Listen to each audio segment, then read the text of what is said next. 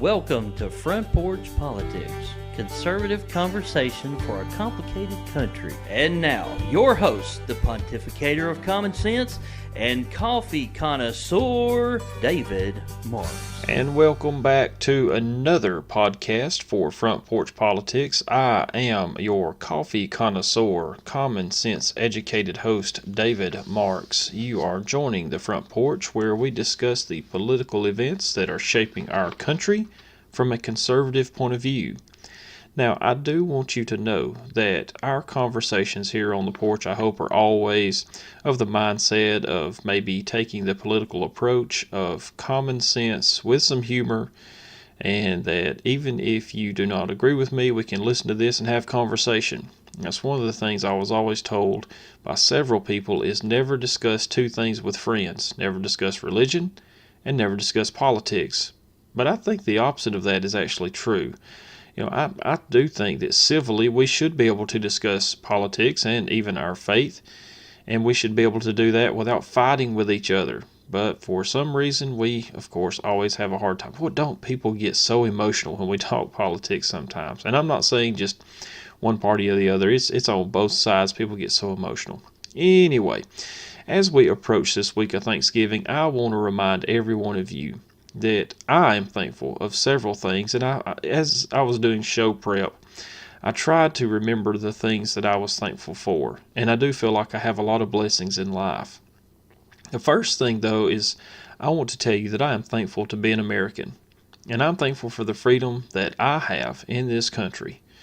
And without men and women who stand on the front lines for that freedom, it's not possible. We have politicians who bicker and fight with each other in Washington, D.C. over policies that they should put in place or they should not put in place, and they consistently want to fight over who's going to be in control and who's going to be in power. But if it was not for those who made the sacrifice for us to be free, we would never have that. So I am thankful for those who have done that, and if you are currently serving in the military, thank you for what you do. Secondly, I do want to tell you that I am very, very thankful to live in, for the most part, a mostly safe country. Now, I know that there's times when it doesn't seem so safe in our country, but there are people standing on the front lines every day to make sure that we are as safe as possible. And not everyone in the world has that. So if you are a first responder, or a firefighter, or a police officer, thank you for what you do. Without your hard work and sacrifice, I could not be free. And lastly, I want to tell you that I am thankful for the ability to worship God in our country. Yes, again, as I said before, not everyone in the world has this, and faith is something that we take for granted, or at least the freedom for faith is something we take for granted in our country a lot of times. But faith has always been such an integral part of our country's destiny and our country's history. And I'm, for one, thankful for the blessings that God has put or bestowed upon our country. And so those are the things that I could just sit back and think about and let you know that I am thankful for those things. And again, I'm also thankful for you as a listener. Hey, speaking of that, colder weather has arrived. And so I would love for you to go to davidlmarks.com/store, or just visit the David L. Marks homepage. You can click on the link and check out our new coffee cups and sweatshirts. We have some coffee connoisseur coffee cups there. They're very slick and nice looking. And then we also have God Bless America coffee cups. We'd love to get those out to you. And we have a sweatshirt line right now, and we would just love for you to check that out as colder weather approaches. We'd love to get that to you. So let's go ahead. I'm not a very good salesman, as most of you can tell. I'm a better talker than I am a salesman. So let's go ahead and let's get into the issues for this week, and maybe I would even say the upcoming week. Looking at what our country is facing with immigration gives anyone a headache. And there has been a call now for amnesty for all illegal people here. There's also been a call to end deportations, and that going ahead in the future that we would have no immigration caps coming into our country. The Brookings Institute, William Galston, and a pundit, you probably know this man's name more than you might Mr. Galston, but Billy Crystal, as some people might say, have given this statement. They have teamed up together and tried to face the topic of immigration. And this is the quote. I'm going to read the quote to you, and then I'll try to add commentary to that, because I feel like if I break in the quote, sometimes I don't always make that clear. So here's the quote. "It is unacceptable to have over 11 million people living illegally in America, but mass deportation is unacceptable too, both morally and logistically. Unauthorized immigrants living in the United States should be brought out of the shadows and offered a long and rigorous road towards citizenship that depends on maintaining clean criminal records, paying taxes, and meeting several other requirements." Okay, now, while I'll agree with Mr. Galston and Mr. Crystal on the fact that our elected officials, if you are an elected official and for whatever reason you are bored and you have found this podcast, let me plead something with you here. And this doesn't mean a Democrat, this doesn't mean a Republican, necessarily it doesn't mean a conservative or a liberal, but let me plead with you for just a moment and ask you to please fix our immigration system. It is a mess. And there's going to be a lot of people in our country who may not agree with me, but I feel like there are a lot who do agree with me, I should say. That's probably a better way to put that, who want to see our immigration system corrected and fixed. Now, nothing is ever going to be perfect, and we know that. We live in a fallen creation, so we're going to be fallible. But my good gracious, please do something and correct it. Now, don't throw a Band-Aid on a massive open wound. That's not going to fix anything. What we actually need is total immigration overhaul. Now, what these men are proposing, I don't feel like is the best answer, I might say, and I do agree with them on mass deportation is absolutely logistically impossible, or it seems to be, because you've got 11 million people. How do you get them out? That's a headache in itself and would be a huge financial burden to our country. However, I would like to state and remind you that if you are a working, tax-paying American person, it costs you on average, now this doesn't mean that every one of you, but it costs you on average, I believe it was $800, maybe $900 last year for the expenses we paid on illegal immigrants. Now, if you're an illegal immigrant and you're listening to this, I understand you wanted to leave your land that was impoverished. I understand that your country may have been overtaken with drugs or crime, whatever it may be, and you want to come to America. I live here, so I understand why you would want to come to our country. But please remember, there is a legal process, and the best thing you could do going forward is to advise those who do come here not to do it illegally, but to do it through the legal process. Now, aside from ending deportations and, of course, providing amnesty to the entire illegal population, these two men's agenda also includes allowing countries like India and China to monopolize the U.S. legal immigration system. Now, what do I mean by this? Right now we have caps on those who can come into our country from other countries. And you may say, well, why would we want caps? Okay.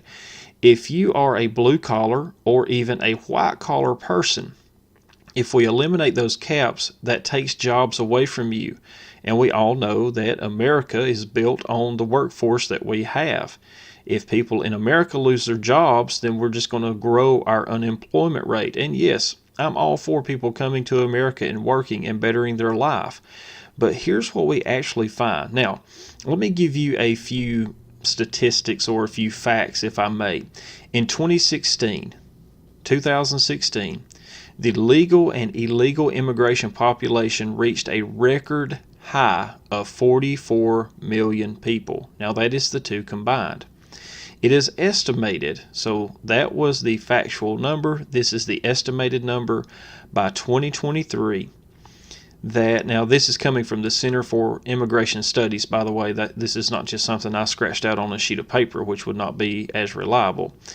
They estimate that the legal and illegal immigration population of the United States will make up nearly 15% of the entire U.S. population. Right, so people are like, what's the big deal?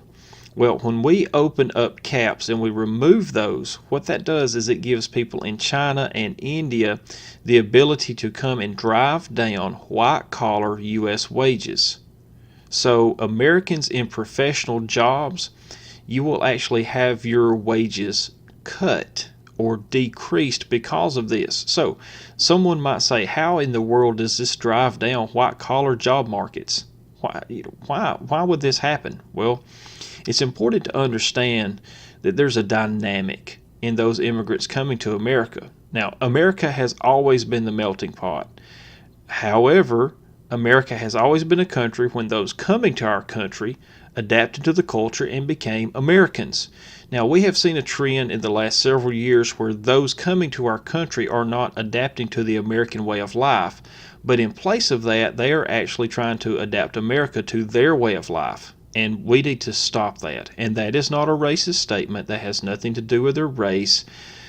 That has, because we have people here in our country who come from many different nationalities, many different creeds, many different faiths, but we all wanted to cohesively join together to be a country.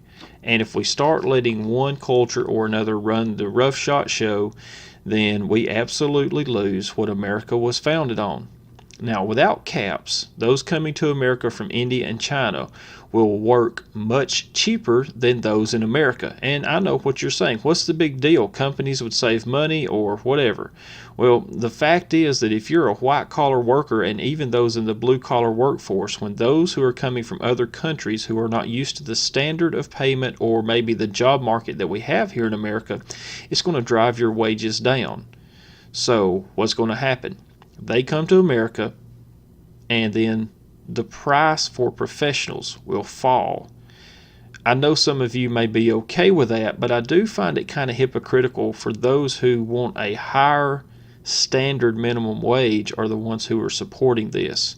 Sure, we would like to see minimum wage go up, but how do we make minimum wage go up? Well, we create more demand for jobs. And to me, if you're coming from another country, instead of trying to adapt our country to how your country does it, for example, a communist country like China, who pays their people very little and some of them are starving, or many of them are starving, I might say, instead of trying to adapt our culture to what you're doing in China and what you're making in China, come to America and expect that American greatness. Expect that sweet smell of success that we get in, boy, that was a lot of S's, in America, where you can demand a higher wage. That's what capitalism is all about. By the way, as most of you know, I am very anti-socialist, and a lot of the folks coming in are from socialist-minded countries. We need to stop that. What made America great? It definitely wasn't socialism. It was capitalism.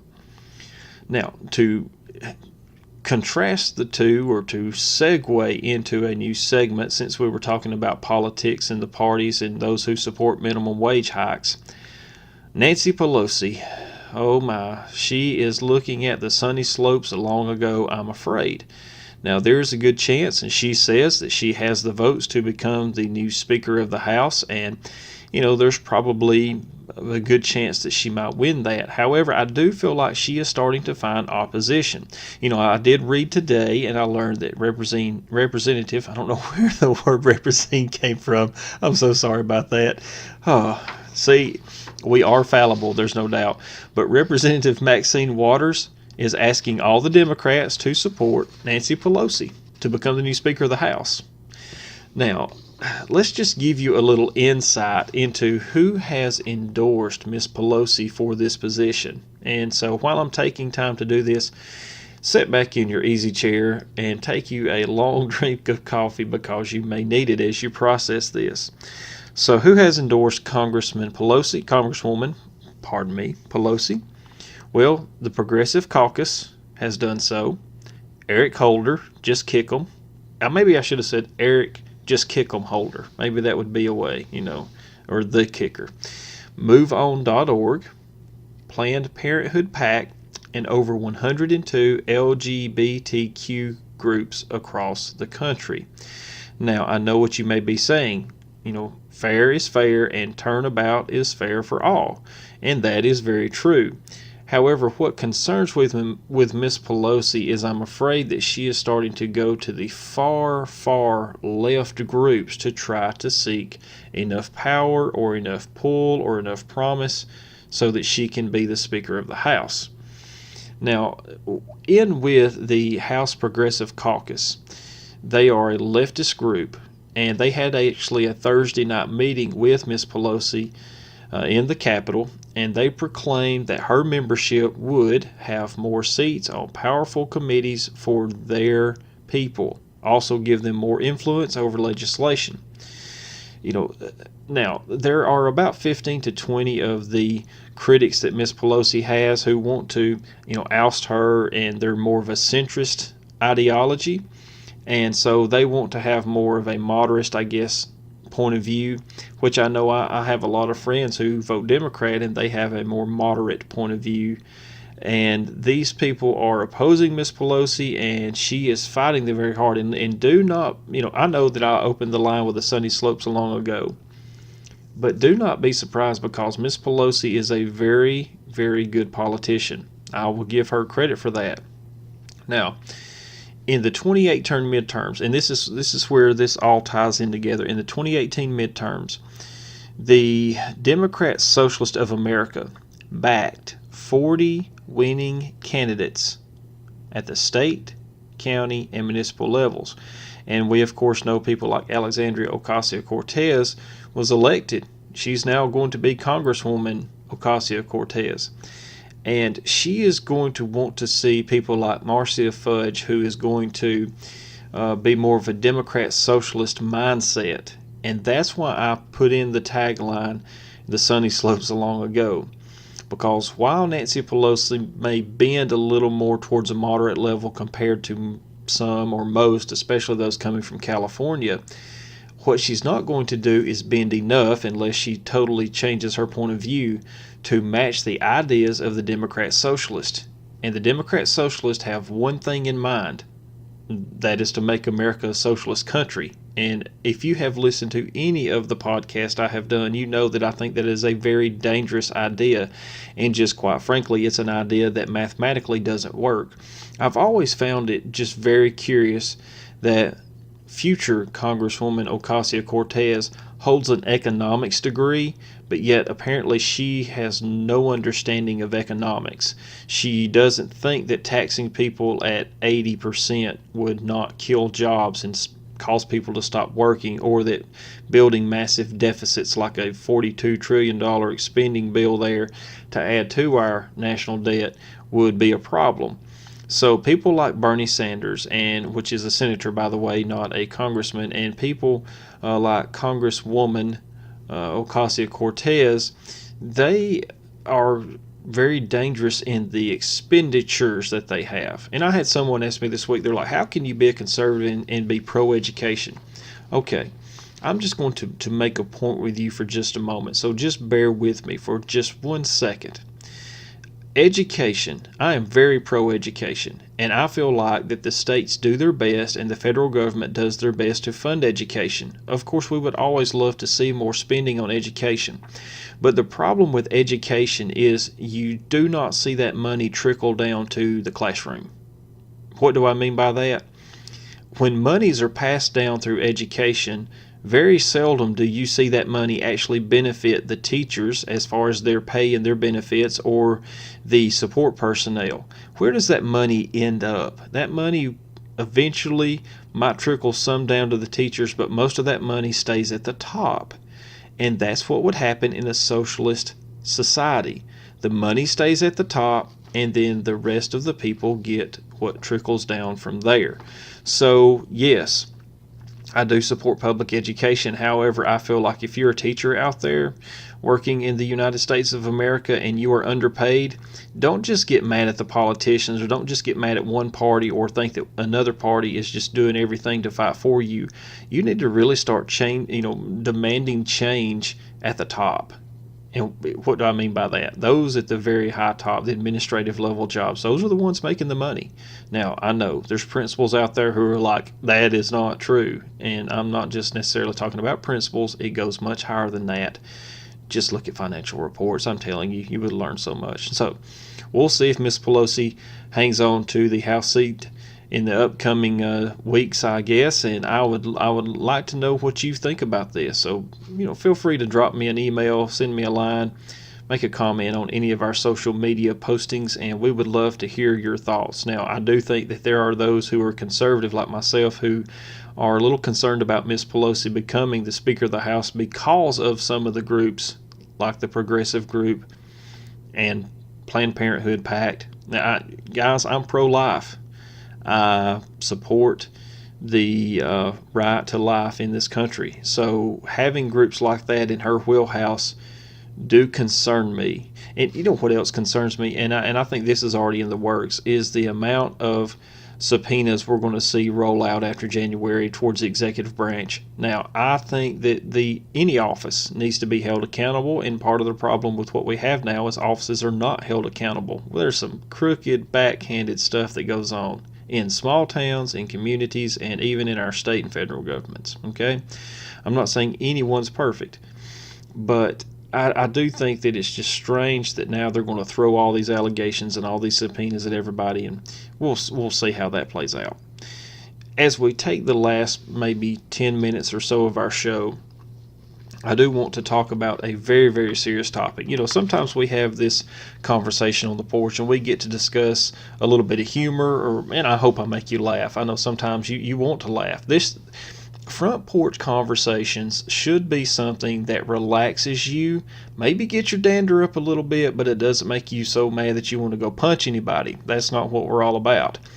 And of course, I always want to make you laugh if that's at all possible, because, well, that's just part of my nature to a fault, even though that sense of humor is dry sometimes. But to take on a serious topic here for the last few minutes we have together this week, the Camp Fire of Northern California is a very devastating fire. Now, I know that I would receive hate email if I make a statement that I believe to be true, and I'm going to go ahead and make that anyway, and send me your hate email. I'm not saying this is the only cause. I'm just saying that I think it would help if we had better management of forested lands in California. There are all kind of environmental restrictions and guidelines, and you guys are causing some of that problem by not cleaning up your underbrush. Sometimes you need to go in, clean it up, burn it off, whatever it may be. Yes, I know that is not a very popular idea, but we will continue to see these fires if we do not do something about better conservation in California. All that being said, and trying to get off that political soapbox, there's a list of people in California right now who are unaccounted for, and that number is about 1,000 people. I think it's actually a little over 1,000. The death toll from this fire is now at 71. 71. And there were actually 8 remains found Friday. All right, 3 other deaths occurred in the Woolsey Fire in Southern California, making the statewide death toll from these wildfires 74. Okay, Camp Fire is the deadliest and most destructive wildfire in the state history, and it has destroyed about 9,000 homes. I think it's actually getting close to 10,000 now, and has scorched roughly 146,000 acres of land. Now, again, conservation is very key in trying to maintain land. But we need to remember those who were in the midst of California and who were there going through that. We need to keep these people in our thoughts and our prayers. And I did a little research, I did a little reading. And I would like to tell you, as we take the remaining time of our show today, if you would like to help those who have been devastated by these wildfires. And that's one thing that is great about America. A lot of people accuse us of being racist and homophobic and all this other stuff. But you know what I've always seen out of our country, that when devastation hits, Americans pull together and they help each other out. That's what makes our country so great, is we have such a big heart and we like to do charity. So if you are one of those out there who you can financially help these people out, officials have asked and they have stated to donate to the American Red Cross, the Humane Society of Ventura County, and North Valley Community Foundations. So just make sure that if you give a donation or if you do something to help these folks out, that you're giving to a worthy cause, you're giving to an honest cause. I know there's posts all the time about the American Red Cross and the CEO's pay, etc., etc.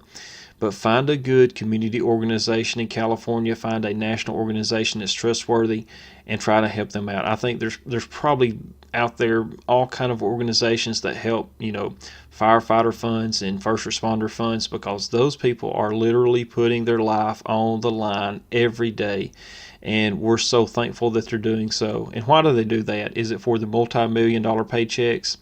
Absolutely not. It's because there's a calling in their life and a care in their gut to go out there and try to save somebody's life. Now, officials have also stated, and this is something that's very practical, it's very common sense, but of course you would probably need to be in contact with the people, or you may have family, friends, cousins, relatives, aunts, uncles, whatever it may be, that you could get these items to the people in California. But they're saying that some of the best things you could do is give them gift cards to places like Walmart and Target, Rite Aid, CVS, Walgreens, Dollar General, and Dollar Tree, and they also threw in their Big Lots. Any of these stores we all know that are national stores, they would people could use that for anything. Because look, I'm just here to tell you, if you don't have any clothes, if you've lost everything in your home, if you need food, and I did think that it was great that they included CVS, Walgreens, and Rite Aid, because guess what? Also, these people are going to need. They're going to need their prescriptions. They're going to need their medicines. So if you can, if there's any way possible, be sure to somehow donate to those out there in California. Let's pull together as a nation and help them out. I know any loss of life, you cannot put a dollar amount on a person's life. And I'm going to attribute that to why I stand against Planned Parenthood. But, we would do all that we could as a country to save one person from being killed in this inferno that's burning in California. So if you can, please help those people out. Now, if you cannot financially give, that is totally understandable. You know what? There's people out there in this world who financially just can't give it, and there's people in our country who can't financially give. But I want to remind you of a parable that Jesus taught one time. There was people who walked into the synagogue and they were just dropping big change. In today's society, we would see them as the big money donors, and they were giving tons and tons of money.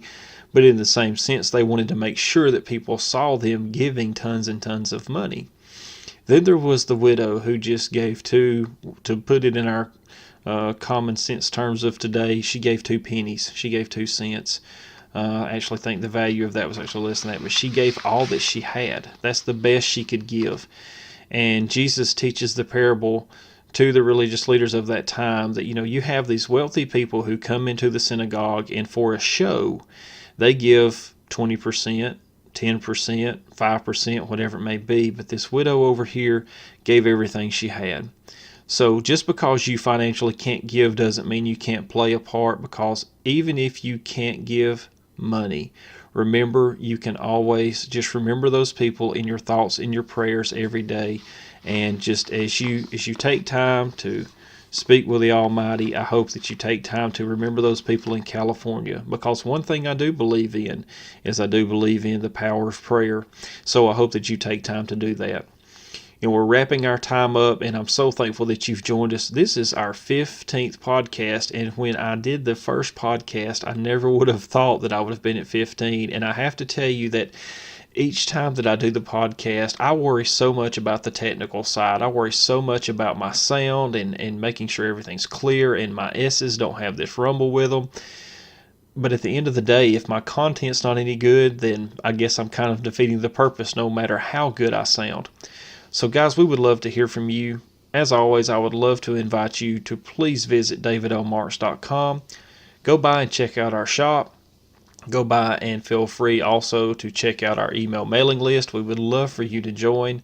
We would love for you to see all the pro-America. We have presidential quotes. We have a blog there. We have pictures there. We would just love for you to go check out all the information you could.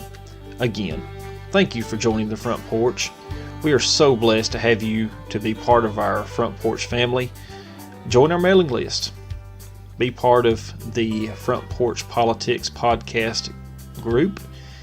You can also follow us on social media, on Facebook, Twitter, and Instagram. I try to post funny stuff on Instagram sometimes. Pray for those in California, and may God bless you in all that you do. Have a great week. Thank you for listening. For free resources, additional podcasts, and to join the Front Porch newsletter, please visit davidlmarks.com.